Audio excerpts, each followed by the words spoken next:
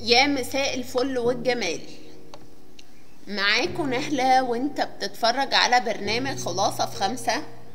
البرنامج اللي بنلخص فيه أهم وأقوى الأفكار في 5 دقايق وبس. والنهاردة موضوعنا من المواضيع اللي بتواجه كل واحد فينا تقريبا، بس قليل قوي اللي بيعرف يتعامل معاها صح. في حاجات كتير بنتعلمها واحنا صغيرين، بس في درس مهم جدا محدش علمهولنا: ازاي تقول لأ. ولما بنكبر بنكتشف ان الكلمة الصغيرة دي ممكن تغير حياتنا كلها. بص معايا يا صديقي، عارف اللحظة اللي لما حد بيطلب منك حاجة وانت مش فاضي، بس بتقول ماشي وبعدين تندم؟ ايوه، اللحظة دي حصلت معايا ومعاك ومع كل واحد فينا تقريبا. ودلوقتي انا هقولك ليه لازم تتعلم تقول لأ. عشان وقتك ليه قيمة، عشان صحتك النفسية مش لعبة، عشان ارضاء الناس عمره ما هيخلص. لانك لما بتقول لأ للي مش نافعك بتقول نعم لحياتك. والحقيقة ان في انواع اللأ اللي لازم تتقال: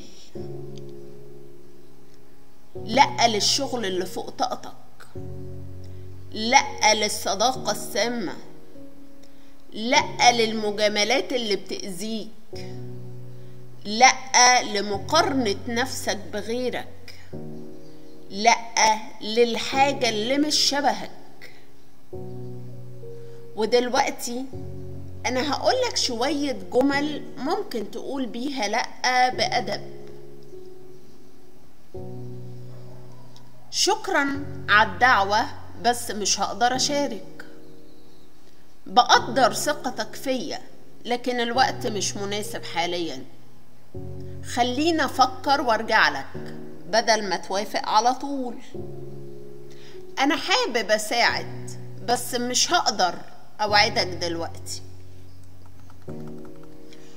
وفي النهاية لما تتعلم تقول لأ مش بتكون أناني، بتكون صادق. اللي بيحبك هيحترم حدودك، واللي بيستغلك مش هيرضى.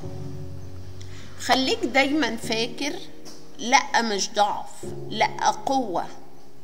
قول لأ عشان تقدر تقول نعم لحياتك بجد.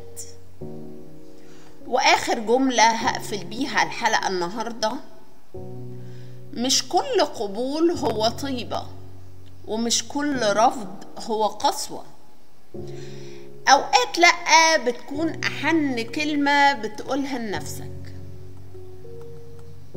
وفي النهاية لو عجبتك الحلقة ما تنساش تعمل لايك وسبسكرايب، واستناني في الفيديو الجاي مع مواضيع وأفكار جديدة مفيدة في 5 دقايق وبس.